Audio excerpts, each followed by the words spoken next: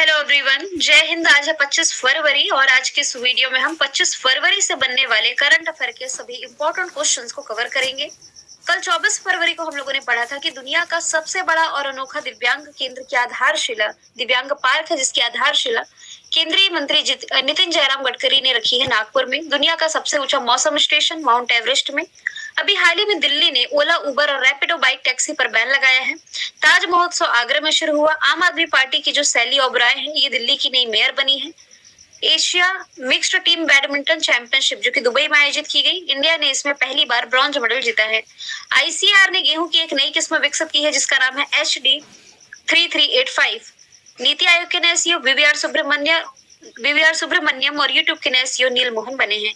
ठीक है, ये शुरू कर लेते हैं। आज का हमारा पहला सवाल, आईटी यूट्यूब बिजनेस फोरम 2023 का पहला सम्मेलन कहाँ आयोजित किया गया है? तो इसका आयोजन अभी हाल ही में दुबई में किया गया है, जो कि यूएई का शहर है। अभी आईटी यूट्यूब क्या है? काफी बार इसके बारे में मैंने आप लोगों को बताया है। आई से 2 कंट्री का नाम और यू से 2 कंट्री का नाम यहाँ लिखा भी हुआ है मैंने। I for India, I for Israel, U for UAE और यू फॉर यूएस यानी कि अमेरिका। इन 4 देशों का ये संगठन है। इसे पश्चिमी एशियाई क्वाड भी कहा जा रहा है। वैसे क्वाड में आप 4 कंट्रीज का नाम पढ़ते हैं। एक तो जापान है, दूसरा अपना देश भारत है, ऑस्ट्रेलिया है और यूएसए है। ये क्वाड कंट्री पड़ती है। एक नया क्वाड, लेकिन पश्चिमी एशियाई क्वाड इसे कहा जा रहा है, I2U2 ग्रुप को। मैं आपको बता दूं कि खाड़ी क्षेत्र के जो 2 देश हैं, एक तो इसमें यूएई है और दूसरा है बहरीन। इन दोनों देशों के साथ ना इजराइल ने अब्राहम एकॉर्ड समझौता इस पर हस्ताक्षर किया था। अब अब्राहम एकॉर्ड समझौता क्या है? इजराइल यूएई, ये क्या कनेक्शन है? तो देखिए, काफी बार मैंने आप लोगों को बताया था कि इजराइल के ना अरेबियन कंट्री के साथ संबंध अच्छे नहीं थे, और जो यूएई है और इजराइल है, दोनों के बीच में जो ऐतिहासिक दुश्मनी चली आ रही थी, अभी 2 साल पहले ही खत्म हुई है। इसे खत्म करने में अमेरिका के पूर्व प्रेसिडेंट डोनाल्ड ट्रंप ने अहम भूमिका निभाई थी। तो ना इजराइल के अरेबियन कंट्री के साथ संबंध अच्छे रहे, साथ ही इन देशों के साथ, मतलब कि अरेबियन कंट्री के साथ इजराइल की जो एक तरह की शांति वार्ता है, ट्रेड है, ये सभी बरकरार रहे, इसलिए ये समझौता किया गया था। मतलब कि 1994 में लास्ट टाइम ये समझौता हुआ था, जब इजराइल और जॉर्डन ने शांति स्थापित करने पर यह हस्ताक्षर किया था। तो अब यदि हम कहें तो लगभग 26 साल बाद 2021 में अब्राहम एकॉर्ड समझौता हुआ है। इसके बाद समुद्री सुरक्षा, आधारभूत संरचना और परिवहन से संबंधित मुद्दों को संबोधित करने के लिए इस ग्रुप का गठन किया गया है। बस ITU2 का डिस्कशन आए तो जैसा नाम से स्पष्ट हो रहा है, 4 इसकी कंट्री है। इसे पश्चिमी एशिया क्वाड भी कहा जा रहा है। जो कंट्री शामिल है नाम आप लोग बता देंगे। इसे ही लेकर के बिजनेस फोरम अभी हाल ही में यूएई में आयोजित की गई। यूएई की capital Abu Dhabi, currency UAE dirham है। इसके अलावा क्या क्या रिलेट कर सकते हैं आप यूएई से? दुबई से यदि आप रिलेट करोगे ना, तो देखिए दुबई में ही ना अभी जो एशिया कप हुआ था ना पुरुषों का 2022 में, ये यहीं आयोजित किया गया था। कहाँ? दुबई में। विजेता कौन था? यहाँ विजेता का नाम भी लिख देते हैं। देखिए, पुरुषों के एशिया कप का विजेता श्रीलंका था, महिलाओं के एशिया कप का विजेता भारत था। ठीक है। और यूएई से करंट से रिलेट करोगे तो conference of parties 28 COP 28 2023 UAE host करने जा रहा है, जबकि भारत इस साल एससीओ होस्ट करेगा और G20 होस्ट करेगा 2023 वाला। जर्मनी ने 2022 का G7 यानी कि ग्रुप ऑफ 7 की मीटिंग होस्ट की है। एससीओ 2022 होस्ट की थी उज्बेकिस्तान के समरकंद में। ठीक है। अगला प्रश्न है, सकल घरेलू जलवायु जोखिम रैंकिंग 2023 में भारत के कितने राज्य दुनिया के 50 सबसे अधिक जोखिम वाले राज्यों में शामिल किए गए हैं? तो इन 50 में भारत के 9 राज्य शामिल हैं। अब ये क्या टर्म है?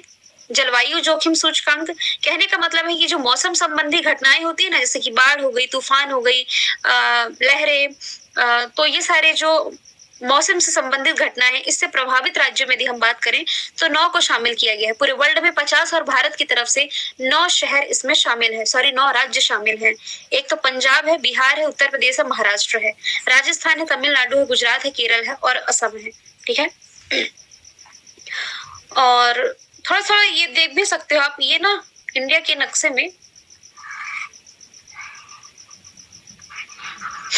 जैसे असम वाला क्षेत्र है, इधर असम, बाढ़ के कारण ये चर्चे में रहता है असम।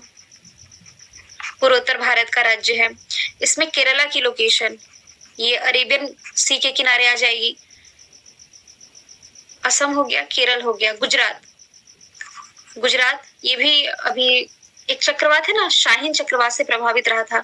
गुजरात और महाराष्ट्र, यहाँ गुजरात हो गया आपका, इसी के नीचे आ गए तो ये महाराष्ट्र हो गया। गुजरात भी है और महाराष्ट्र भी है। तमिलनाडु की लोकेशन ये आ गई, तमिलनाडु।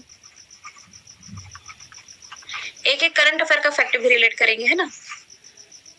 राजस्थान, तो यहाँ आ गया राजस्थान, जो कि एरिया वाइज सबसे बड़ा राज्य है भारत का।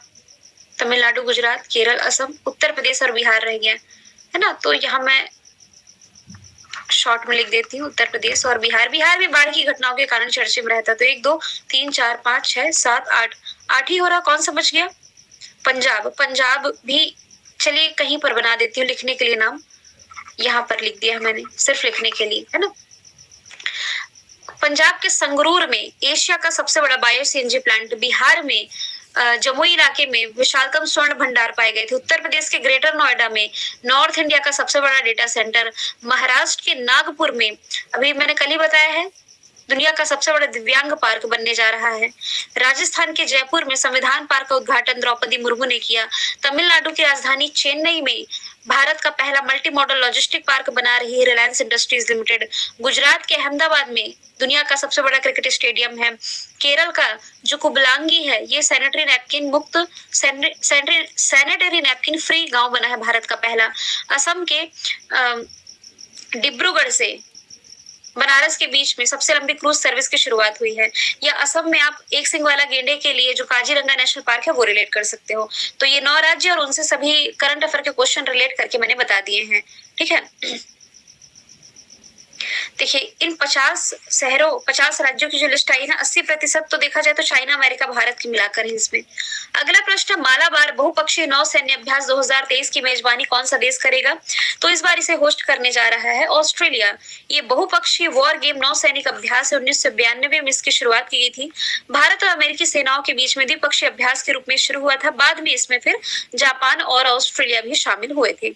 इसका 27वां एडिशन है और ये ऑस्ट्रेलिया में आयोजित किया जाएगा। देखिए क्या लिखा है, भारत और अमेरिका के बीच में शुरू हुआ था, बाद में ऑस्ट्रेलिया और जापान शामिल हुए। मतलब कि आप कह सकते हैं कि ये क्वाड कंट्रीज के बीच में होने वाला एक नेवल एक्सरसाइज है। ऑस्ट्रेलिया की कैपिटल क्या हो जाएगी? कैनबरा। करेंसी हो जाएगी dollar. Prime minister Anthony Albanese. और भारत और ऑस्ट्रेलिया के बीच में फ्री ट्रेड अग्रीमेंट, मुक्त व्यापार समझौता अभी दिसंबर 2022 में हुआ है। आईसीसी वुमेन्स वर्ल्ड कप जो 2022 का रहा, ऑस्ट्रेलिया में आयोजित किया गया था, सॉरी न्यूजीलैंड में आयोजित किया गया था। इसमें जो विजेता थी, विजेता ऑस्ट्रेलिया हो जाएगी। एक्सरसाइज रिलेट करोगे तो धर्म गार्जियन, वीर गार्जियन, वीर गार्जियन हालांकि भारत और जापान के बीच पहली बार हुई है। शिन्यू मैत्री, जिमैक्स ये सभी जापान के साथ होती है। शक्ति 1, वरुण 2, गरुण, ये 3 एक्सरसाइज भारत की फ्रांस के साथ है। अब मैंने लिख दिया वरुण शक्ति 1, एक तरफ लिख दिया गरुण शक्ति, ये दूसरी एक्सरसाइज, ये भारत की इंडोनेशिया के साथ है। तो वरुण गरुण अलग अलग लिखा है तो फ्रांस के साथ, वरुण शक्ति गरुण शक्ति लिखा है तो इंडोनेशिया के साथ। हाल ही में केंद्रीय कैबिनेट ने किस देश के साथ हवाई समझौते पर, मतलब हवाई सेवा समझौते को मंजूरी दी है? तो ये मंजूरी अभी हाल ही में दी गई है गुयाना के लिए। ये वाला क्वेश्चन नहीं मैंने आप लोगों को सॉल्व करवाया था ना, तो गुयाना के लिए अभी हाल ही में जो हमारी केंद्रीय कैबिनेट है दोनों देशों के बीच में हवाई सेवा समझौते पर हस्ताक्षर कर दिए हैं।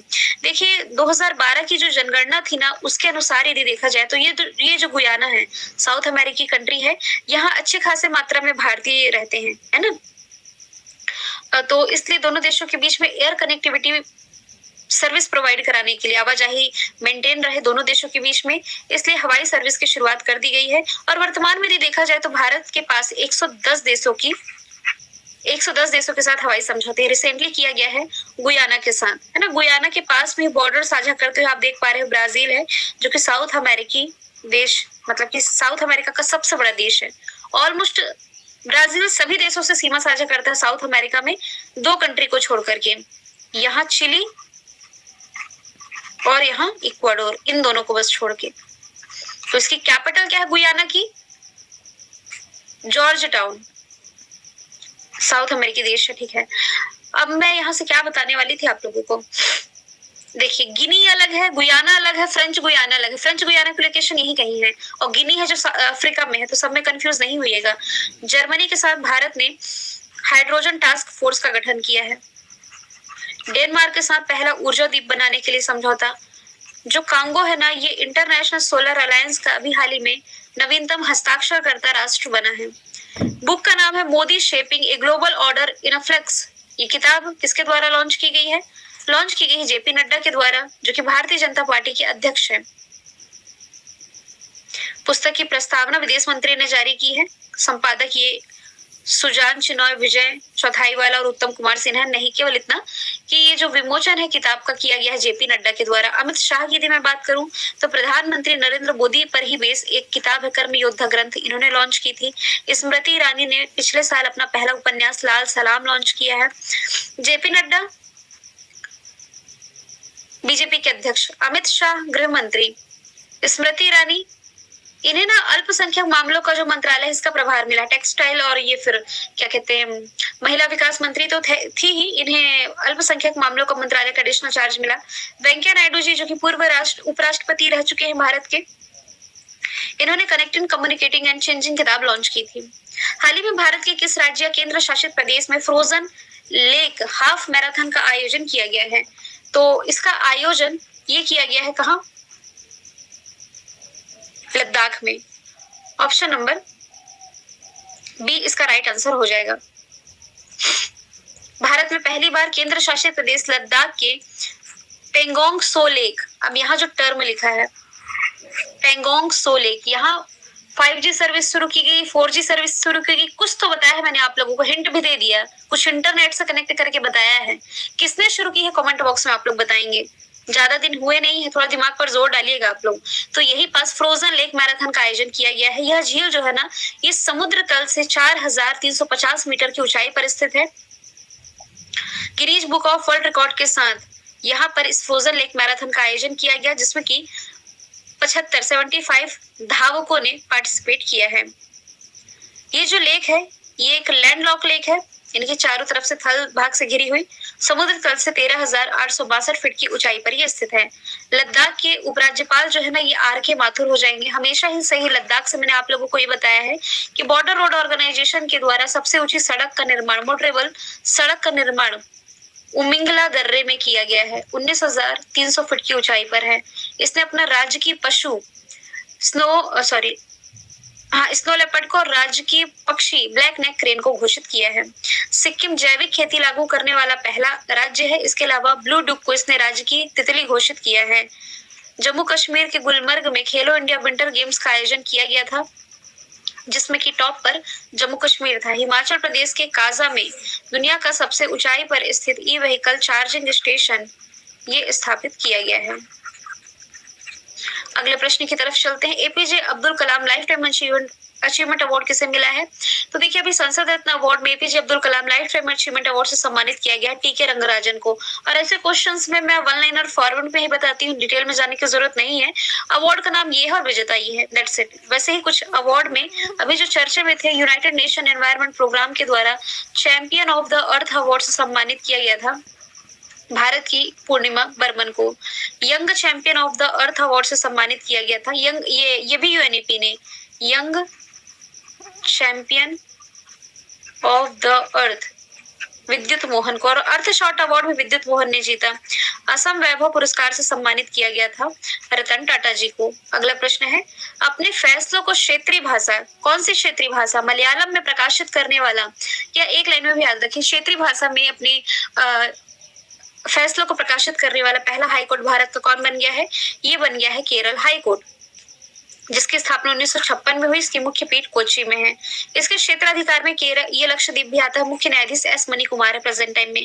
केरल की राजधानी तिरुअनंतपुरम। मुख्यमंत्री पिनरई विजयन। राज्यपाल आरिफ मोहम्मद खान हो जाएंगे। साइलेंट वैली का संबंध कहाँ से है? शांत घाटी का केरल से ही हो जाएगा। डिजिटल यूनिवर्सिटी की स्थापना करने वाला पहला राज्य केरल है। सबसे साक्षर जिला भी आप कह सकते हैं। सस्टेनेबल डेवलपमेंट गोल इंडेक्स में टॉप पर है। हेल्थ इंडेक्स में टॉप पर है। आलापूझा में पहला मजदूर संग्रहालय स्थापित किया गया है। कोझिकोड में पहला जेंडर पार्क स्थापित किया गया है। हालांकि केरल हाई कोर्ट से आप ये भी रिलेट कर सकते हो कि भारत की पहली पेपरलेस हाई कोर्ट ये केरल हाई कोर्ट ही है। भारत का पहला artificial intelligence high court Rajasthan high court है। वर्चुअल कोर्ट का आयोजन करने वाला पहला राज्य उत्तर प्रदेश है। और इम्पोर्टेंट केसेस की यूट्यूब पर लाइव स्ट्रीमिंग करने वाला पहला हाई कोर्ट गुजरात का है। तो ये हाई कोर्ट का सवाल था, इसलिए मिलते जुलते ऑप्शन मैंने हाई कोर्ट से ही रिलेट करके रखे हैं। विश्व बैंक के अगले अध्यक्ष कौन बन सकते हैं? देखिए मैंने कहा बन सकते हैं, बने नहीं है। संभावना है कि जो अजय बंगा है ना, ये माइक्रोसॉफ्ट के अध्यक्ष मास्टर कार्ड के ये जो है अजय बंगा, ये वर्ल्ड बैंक के अगले अध्यक्ष बन सकते हैं। अब कंफर्म हो जाए तो डिटेल में डिस्कस करेंगे। वर्ल्ड बैंक 1944 फॉर्मेशन ईयर है और 1945 से इसने संचालन शुरू कर दिया था। वॉशिंगटन डीसी में हेडक्वार्टर। इंदर मिटगिल इसके मुख्य अर्थशास्त्री हो जाएंगे। अभी तक वर्ल्ड बैंक के अध्यक्ष कौन थे? डेविड मलपास, जो कि अमेरिका के थे, 13वें क्रम के अध्यक्ष, लेकिन ये अपने पद से इस्तीफा देने जा रहे हैं। एंटोनियो गुटेरेस यूनाइटेड नेशंस के अध्यक्ष हैं। लास्ट का प्रश्न मैंने वजन भी रखा। Dada Saheb Phalke international film festival 2023 में किस फिल्म को फिल्म ऑफ द ईयर चुना गया है? देखिए फिल्म ऑफ द ईयर पूछा जाए तो RRR है। सर्वश्रेष्ठ फिल्म पूछा जाए तो द कश्मीर फाइल्स है। सर्वश्रेष्ठ film the Kashmir files. Best actor Ranveer Kapoor. Best actress इसमें आलिया भट्ट रही है। तो बेस्ट एक्टर का अवार्ड रणवीर कपूर ने ब्रह्मास्त्र मूवी के लिए जीता है और फिर इसमें गंगूबाई काठियावाड़ी के लिए बेस्ट एक्ट्रेस का आलिया भट्ट ने जीता है। कल मैंने आप लोगों से पूछा था सऊदी अरब की पहली महिला अंतरिक्ष यात्री ये रियाना बरनावी बनने जा रही हैं, बन चुकी है एक्चुअल में। आज का सवाल है बाफ्टा अवार्ड 2023 में बेस्ट एक्टर का अवार्ड किसने जीता है? आंसर आप लोग इसका कमेंट बॉक्स में बताएंगे। अपनी फीडबैक भी जरूर शेयर करें। फिर हम मिलेंगे नेक्स्ट वीडियो के साथ। Thank you so much.